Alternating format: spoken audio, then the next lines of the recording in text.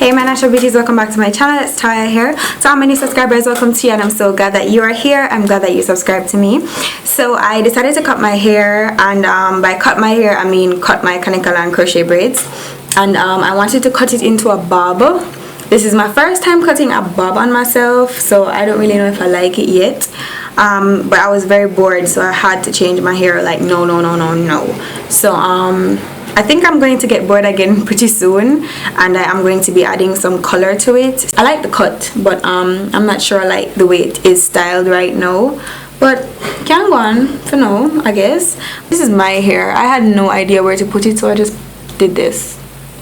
I don't know, I just did this, but I'm going to be fixing that later on. Because this hair is so stubborn, the ends were very hard to bump, so I had to be fighting with the flat iron for it to bump the hair and to get it to lay this way. So a tip is so most definitely a tip for bumping the hair, because it's so hard to bump, a tip is just to hold the iron at the angle that you want the hair to bump. So you would hold it like this and just bump it under. It was easier to do on this side because I'm right-handed, just like it was easier to cut a nicer layer on this side than on this side. I want to take this hair out. I've had it in for about 3 weeks now, so I want to give it at least like 2 more weeks.